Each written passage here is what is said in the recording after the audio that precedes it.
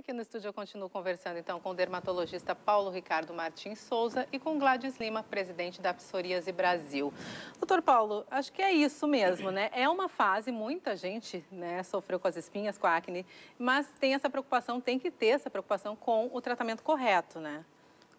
Sim, existe recurso para isso, né? Então, formas mais leves, tu poderia até fazer tratamento somente local e na medida que o quadro é mais importante, mais inflamatório, que tem que pode deixar sequelas, que pode deixar cicatrizes. Sim. Além do aspecto psicológico de quem está passando por isso, que não deve ser a melhor lembrança ou a maior lembrança da adolescência. Sim. Não deve ser a acne, né? Então, não tem por que não fazer tratamento para isso.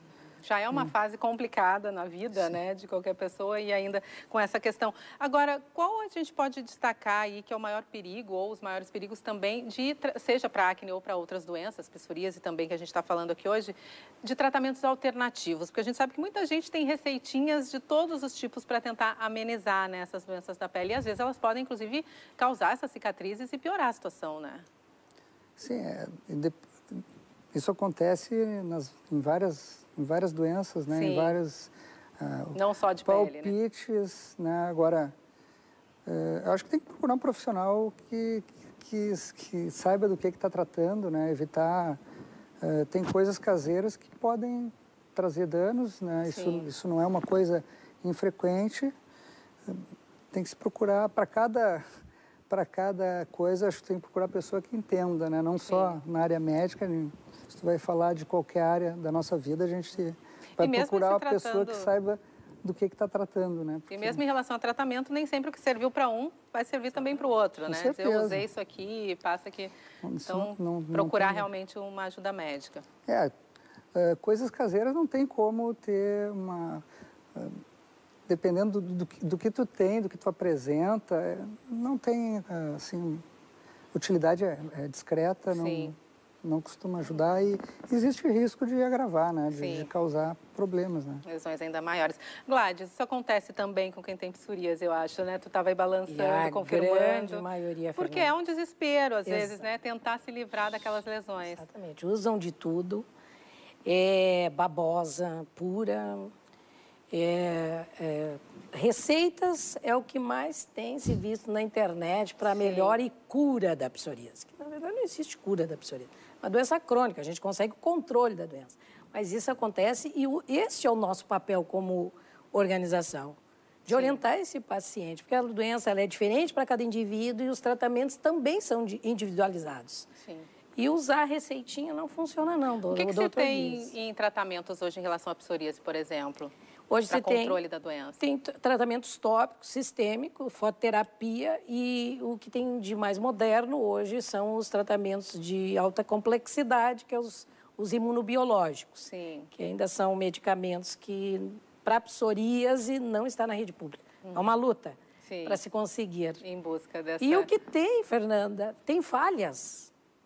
As pessoas nos ligam, olha, não tem medicamento já há 1 ano. Nossa, e como é que fica esse paciente com essa doença crônica? Sim. É difícil, realmente, né? Bom, tu trouxe aqui, Gladys, um material, né, que vocês levaram aí nessa questão aí da frente parlamentar para tentar essa política pública. E tem uns dados aqui que eu queria que tu comentasse que esse impacto na vida do paciente vai do mínimo, por exemplo, 70% das pessoas com psoríase já relataram que a doença interfere na roupa que ela vai vestir, até outras questões, como, por exemplo, 79% afirmaram sofrer preconceito e discriminação, 78% sentem vergonha de expor o corpo. Imagina, a gente mora num país tropical, né, por mais que no sul a gente tenha o inverno, e 68%, por exemplo, evitam situações íntimas, né, atrapalha realmente, inclusive, na vida, né, profissional, sexual dessas pessoas, né.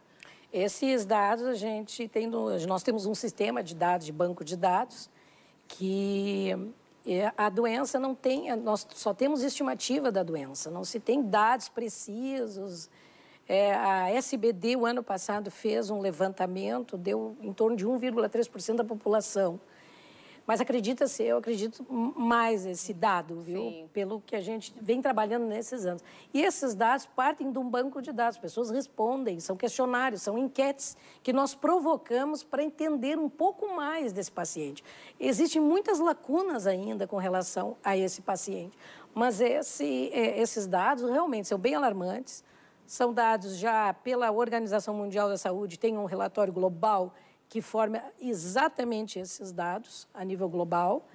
E o impacto negativo que ela causa, realmente, tanto em nível sexual, social, ele se vê enclausurado, ele se vê escondido, Sim. Ele não gosta de se expor para não constranger, tampouco ser constrangido. Às vezes, na própria família tem preconceito. As pessoas separam os talheres, as roupas de cama, toalhas, olha bem, dentro da própria família. Então, a doença, na verdade, não impacta só o paciente, impacta também a família. Sim. E esses dados realmente são relatos de pacientes. Precisam ser levados em consideração, né?